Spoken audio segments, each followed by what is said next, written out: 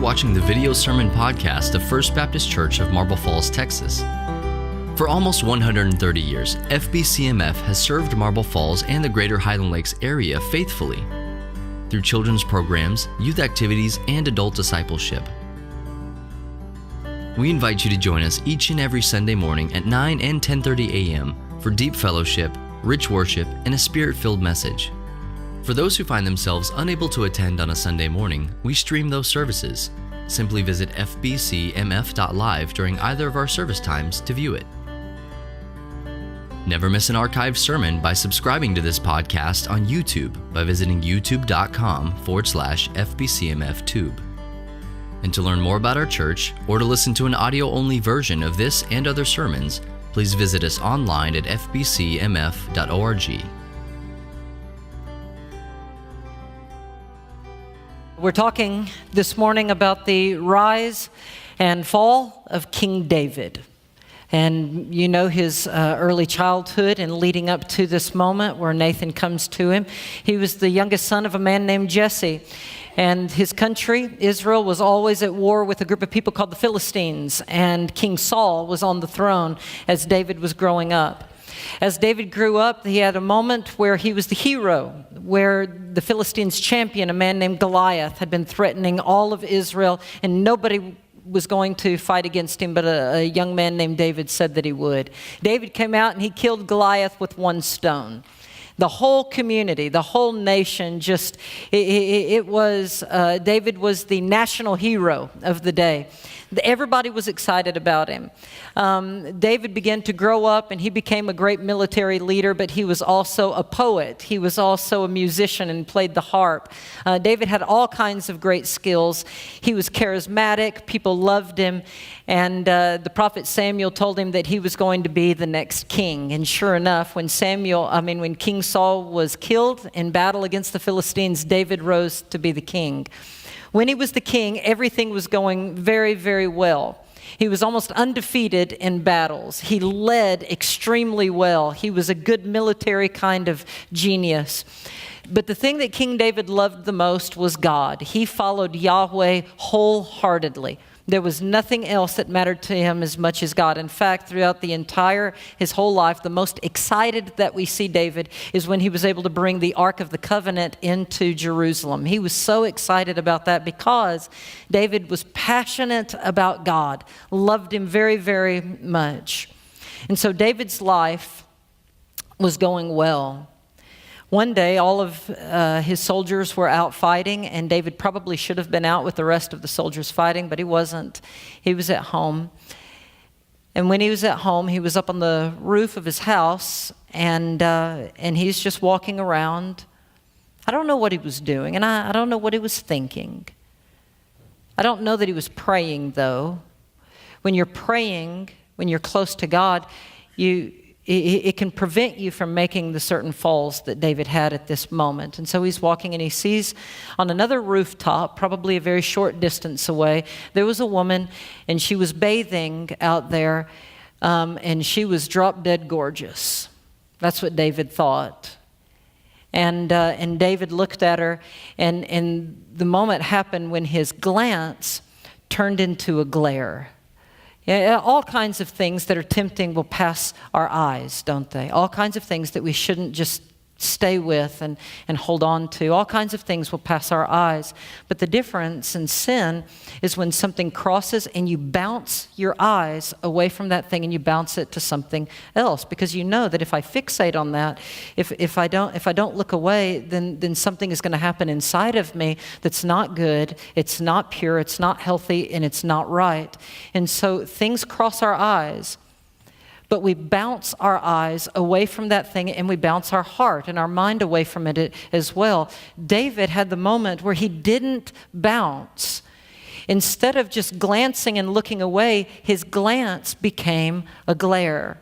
And when his glance became a glare and he sat there and continued to watch this woman, something happened inside of his heart where he began to lust and he began to want her so much so that he was willing to do anything.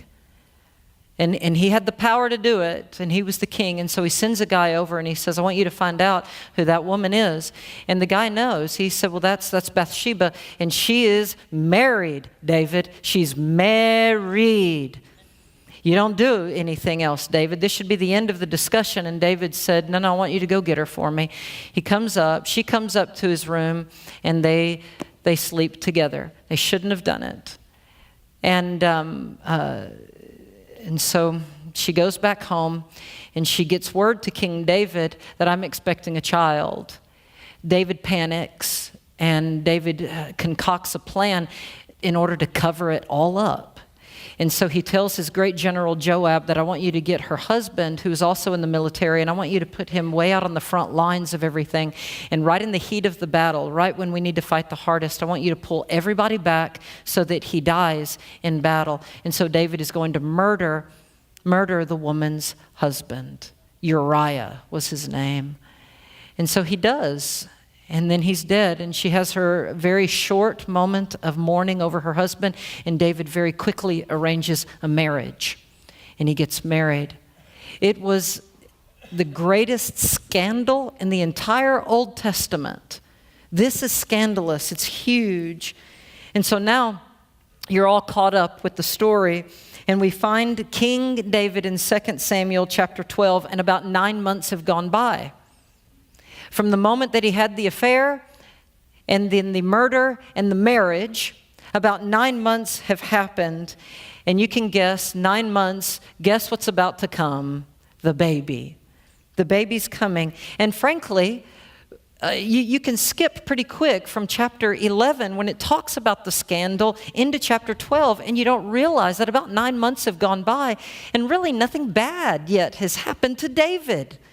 Things are really going fairly well. And I wonder if David starts to think, hey, I think I got away with it.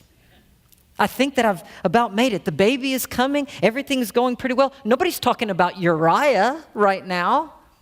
If anybody does think that any funny business went on, they ain't talking about it publicly. The Jerusalem Inquirer is not putting it on the front page. Nobody really knows about it. And if they do, they're keeping it exceedingly secret. King David's like, you know what? I think that it all worked out.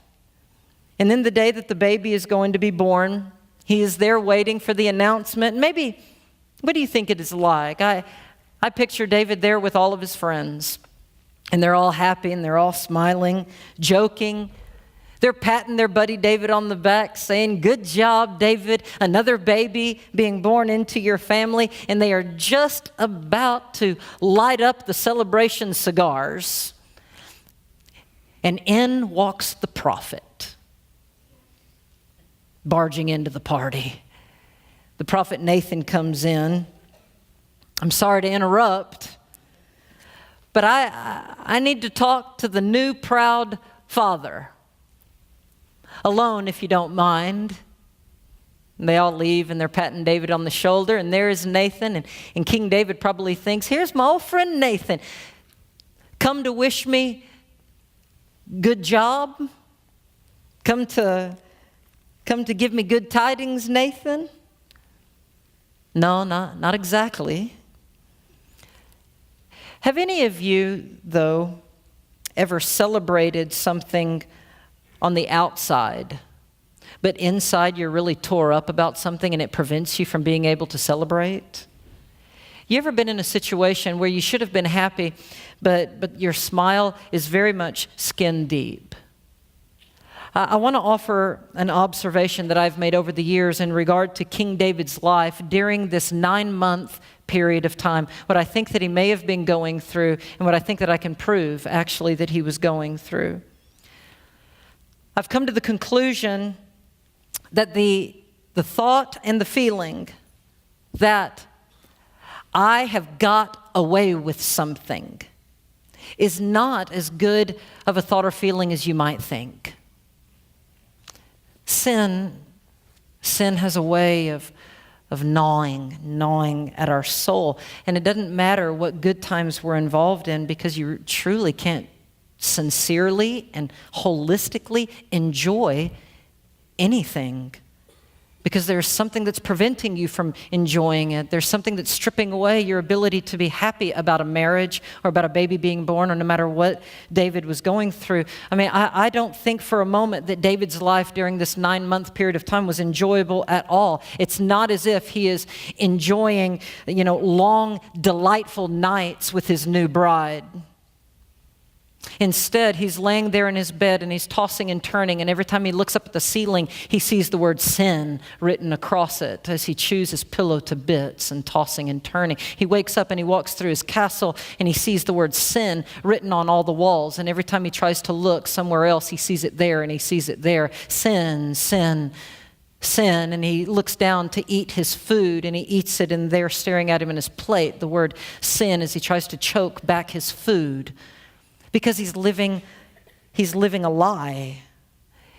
And there are so many illustrations in our life that teach us this kind of idea that when you're living a lie, it really screws you up inside. It's very hard to live normally and to live healthy when you have this kind of thing happening to you, and it kills you inside. So many illustrations, but maybe the best illustration is King David's own words about that 9-month period of time. In 2 Samuel, it just skips over and it doesn't talk about it. But y'all know later in life, David writes all of these Psalms, and he writes them later on, often as a reflection on what he was dealing with during the time.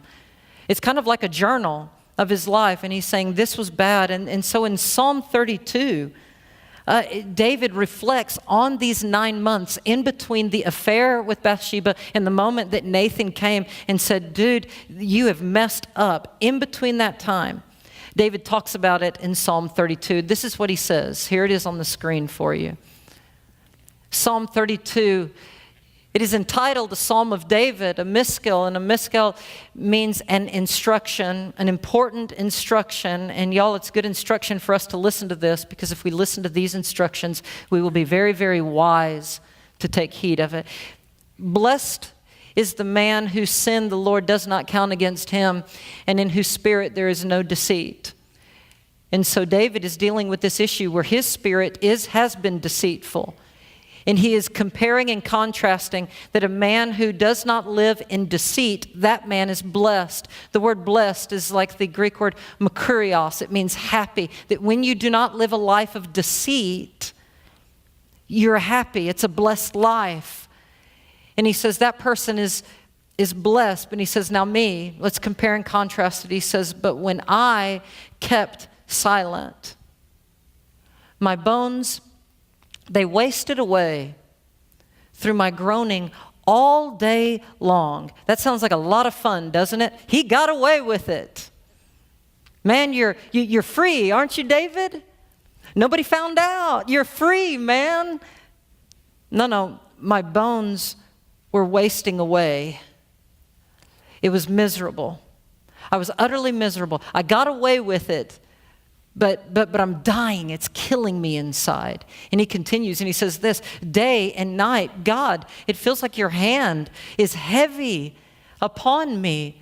My strength is sapped as if I'm having heat exhaustion in the heat of summer. He feels like it all the time, heat exhaustion, and this disconnect between him and God. And Lord, your hand, rather than your love and your face looking at me, it's like your hand is against me. I feel it all the time. Here's how the Message Bible writes it. Eugene Peterson, the translator of the Message Bible, translates Psalm 32 like this. David said, count yourself lucky if God holds nothing against you and if you're holding nothing back from God. If you've confessed and you and God are good, count yourself lucky, because for me, while I kept it all inside, my bones turned to powder and my words became like day-long groans. The pressure on me, the pressure never let up day and night. It was always with me, and all the juices of my life were dried up. Oh, but he's free. He made it, right? He got away with it. Well, there he is.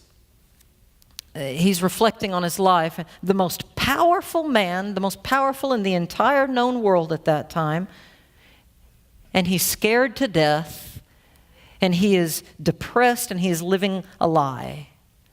This story suggests that getting away with something is really more devastating than people think it is. You just thought you got away with it, but it's killing you inside. What all happens to people when they have secret sin in their life? What do y'all think happens to them inside?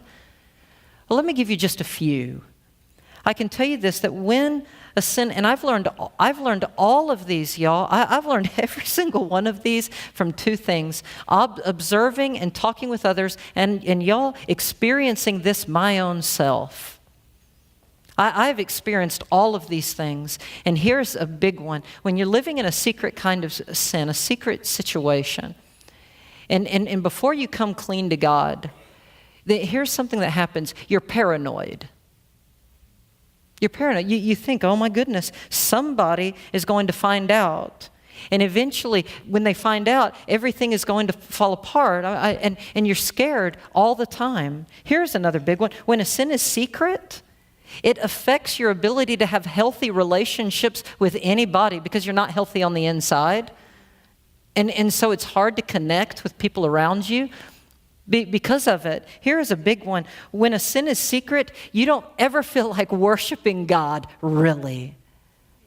You come into church, and instead of being able to sing praises or listen to a sermon, you just kind of feel like sinking into your seat, and you wish, oh God, I wish I wasn't here at all. Hurry up, Ross, finish. We want the invitation. How can I get out of these? It's uncomfortable. It's just so uncomfortable to be in the presence of God, to be in the presence of other Christians.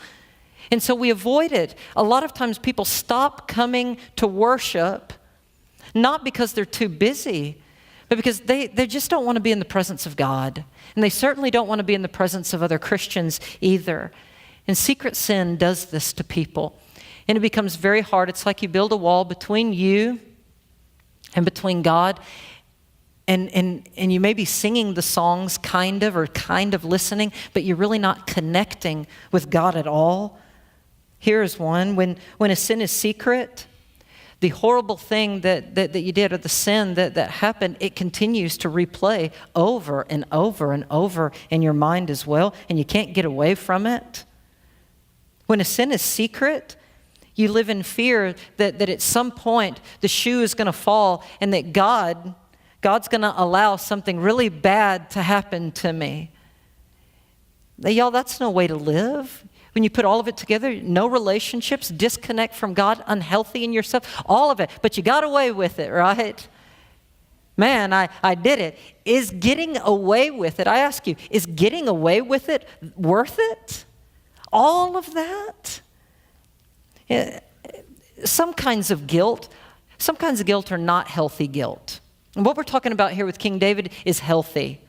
To be able to feel that is healthy, but not everything. Not every kind of guilt that you feel is healthy and good. And I'm not talking about that. There are some kinds of fake, unhealthy guilt, and it's brought on not because God wants your heart to get right with Him or to convict you. Some of it is because of the judgment of other people, or the suggestions of other people. I was in a church, and I had this really unhealthy moment of guilt because there was a certain couple, and apparently they had a really tight and close-knit relationship with a pastor. And I don't know if it was a pastor before me or some other pastor way a long time ago, but this is what they said. They said, Ross, with the pastor before that we had, we played 42 almost every night of the week with the pastor. And we're just hoping to have that kind of close relationship with you too.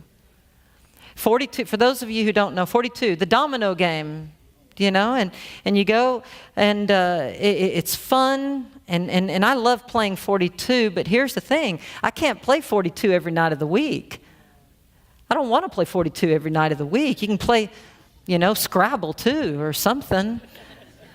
every night. But they're saying, man, we had this kind of thing with the pastor, and we're just hoping. So here's what they were saying. That we expect you and your wife to come and to be that kind of, to spend all that time. And sometimes we would go and I just, I couldn't. There was no way. And they would remind me of it. Hey, when are you going to come over? When are you going to come over? I couldn't make it over. And they made me feel guilty about it. I began to feel like I was a bad pastor. Because I wasn't playing 42. I'm the guy who's messed up, I began to feel like. And why have I let them down? And man, God, I just can't do all of this. And finally, God said, Ross, I haven't called you to play 42 all the time. You're fine. He said, now there are a lot of things you should feel guilty about. That's not one of them, buddy. You got to let that kind of thing go, man. And so I did. And I thought, so I don't have to do that, and I let it go. That's an unhealthy guilt, and you got to let go of stuff like that. But there is another kind of guilt, and this kind of guilt is initiated in your heart because we have knowingly disobeyed God, and we are just carrying along as if everything is okay, and just continuing on. And here's what that kind of guilt is like. It's like you're in a car, and in your dashboard, there are all of these warning signs that blink and blink and blink. Pretend like there's a warning sign in your life, and it blinks when something inside is about to go wrong. When your car is about to overheat, or your car is about to blow an engine, and you cannot keep going. The warning light, that's what healthy guilt is. It is the warning light that goes on in the car. I had a horrible, Megan reminded me of this. I drove a horrible car in college. And if any of you ever drove a clunker, I would love to put my clunker in competition with your clunker, and to see that light came on all the time. In my car, every time I'd hit a bump, the trunk would fly open. It's like, hey, pull over, run around, put it back. The seatbelt never ever worked. I click it in and it pops out. I had to tie it in a knot and everything. And you could see the pavement through the floorboard. You're driving and you see the road going right beneath you. If you drop something, man, it's gone. It's a horrible car. You could start it with a screwdriver, and guys in the dorm would mess with me, and they'd steal it and drive it and put it in other parts of the campus and take it when they wanted to. I'd come out, where's my car? I saw it over, 7 blocks away. You start it with a screwdriver and anybody could have taken it, It was horrible. The light, all the time. But here's what I knew, that of all the things that were wrong with it, a clunker that runs is better than no car at all. And so when that light came on, man, I'm like, golly, of all the things, I better get the engine. If it's transmission, if it's engine stuff, pull it in and get the thing fixed. And if the light comes on in your car, there's only 2 ways to make the light go off. You either take it to the mechanic and the mechanic fixes it and turns the light off. Best solution. You also, when the light comes on, you could keep a hammer in your glove compartment. And when it comes on, take the hammer out, and you could beat the dashboard and beat it out until, I got rid of that light. Now everything's fine. And I got rid of it. King David, for 9 months, beat the light out with a hammer, ignoring the guilt that's in him. And I dare say that some of you carry around an imaginary hammer all the time to beat back the guilt of something that you have done wrong. And you beat it out of your mind in all kinds of ways. And you tell yourself, beating it out, saying, you know what? Everybody does this. Everybody does it. Go away, guilt. You think, I'll address it later. I'll take care of it some other time. And you beat it back with that as well. Or you beat it back by saying, you know what? In the whole scheme of things, what I've dealt with is really not all that bad. It's not that horrible. Only I know about it. I don't think it's affected a lot of people. And you beat it back, to beat back the guilt with a hammer. And we need to learn this from the story, that God may not settle his accounts today or tomorrow or next week or at the end of a year, but God always settles his accounts. In Galatians 6, it says, God can't be mocked.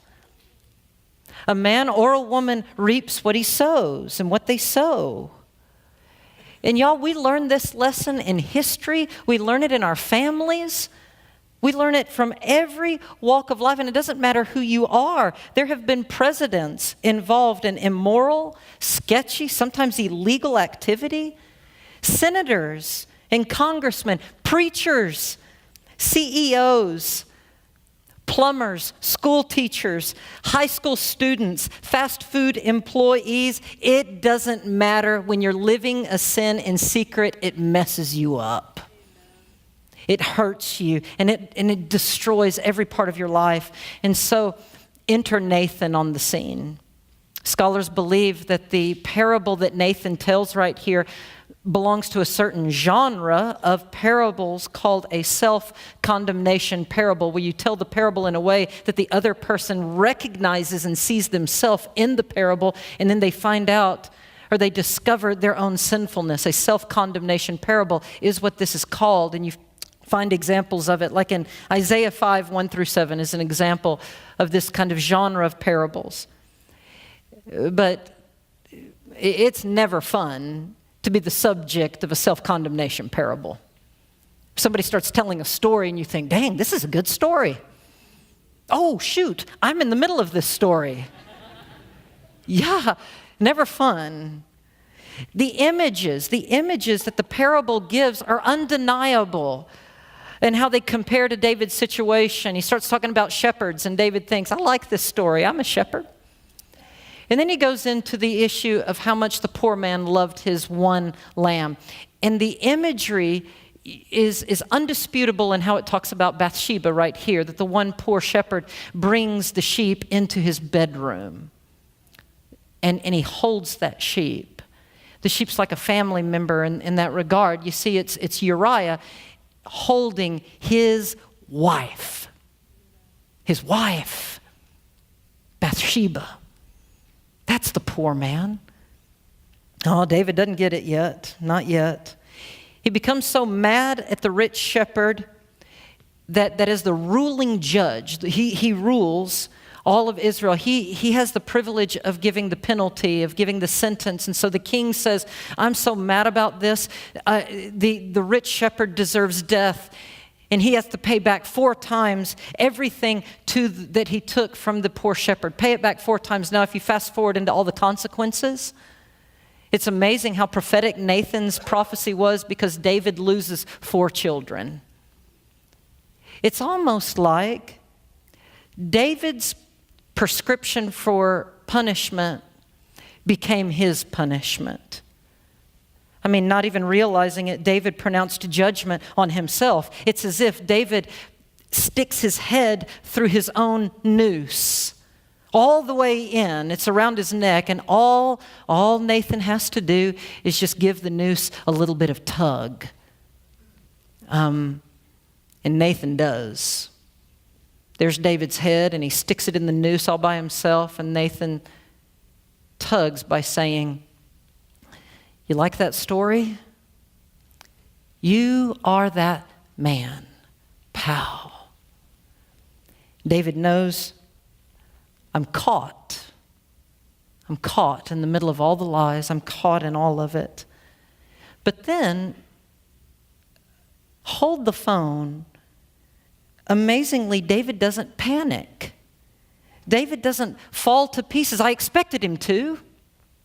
I expect David to lose it completely and start screaming at the top of his lungs. I expect him to maybe try to kill Nathan too. I expect David just to weep uncontrollably. That's what all I expected from this moment, to really panic. And David doesn't. He doesn't panic at all.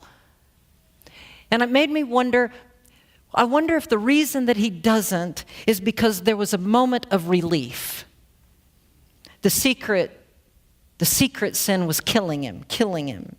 And as embarrassing and terrifying as the facts were, and as embarrassing as getting caught is, maybe getting caught as hard as it is better than living the lie. Amen. Do you suppose that getting caught is actually better? David seems to think so. Maybe when you get caught, finally the healing can begin. Healing. And that God sent somebody very special to talk to him about all of it.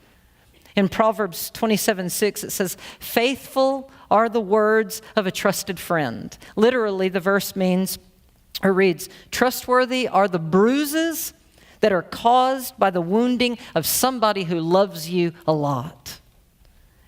It's the kind of confrontation that's very, very healthy for a Christian to have. It's the best thing in the world for a Christian who is hiding a sin when a friend who loves him very much can come. When it's a friend who truly loves you, can speak into your life, it's our friends who have the keys to our prison cell. Our prison cell. And I want y'all to know this, husbands and wives, your closest friends should be one another. Amen. It should be true in word, it should be true in deed. Your closest friend and confidant should be each other. You should be able to be safe and to trust each other. And you should have friends who should be able to do all of those things for you as well. Now, David's certainly not happy about the consequences. The consequences are awful. It was a horrible thing that happened to his kingdom. But that's a different sermon. Despite the coming retribution, I think that David was happier in being caught and in confessing his sin than he was for the 9 months when nobody knew about it and he was hiding it and not wanting keeping it all inside, because as he kept it all inside, it's destroying him from the inside. And so the text says this, that when Nathan said, "You are that man," David said in a moment of confession, "I am. I have sinned." I wonder what it was like. There is his friend Nathan, and he tells him, and I picture maybe David, the king, falling to his knees, and he looks up into the eyes of his good friend, and he says, "I've done it. I've sinned against the Lord. I've done that." Now, why is it that I think at that moment that there was a change in David that was better than what he had been experiencing before? In Psalm 32, we read that a moment ago where David talks about his bones being crushed and how horrible it was, but we stop short of this moment, because what David does in that psalm is he talks about the confession. And he talks about what happened in his life when he confessed at that moment. And this is what the rest of it says. If we were to continue on and see it, let's back up. We'll read the whole thing. "So blessed is the man whose sin the Lord does not count against him, in whose spirit there's no deceit," not deceiving God. He's doing well. And he says, "But me, here's my situation. When I kept silent, my bones wasted away through my groaning all day long. For day and night your hand was heavy upon me. My strength was sapped as in the heat of summer, as if I'm having a heat stroke." And then Nathan came into my life, and I acknowledged my sin to you. No more cover up. I didn't try to cover up my iniquity.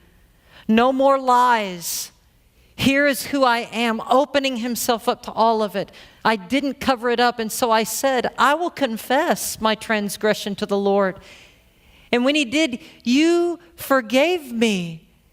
The guilt of my sin, the thing, it goes away. No more. Therefore, let everyone who is godly pray to you, Lord, while you still may be found. Stopping the charade is healing. Stopping the lies are healing to us. David's day ended up being a perfect day because for the first time in months and months, he was free, wasn't he? He was free. The consequences were still there, make no mistake, but he was free. It leads me to say this, and I've talked to my girls about this before, and I really believe it's true. Never, ever let the fear of the consequences keep you away from the freedom of confession. Never. Rusty Freeman and I were talking about this past week, and he gave me the best quote in the world for it.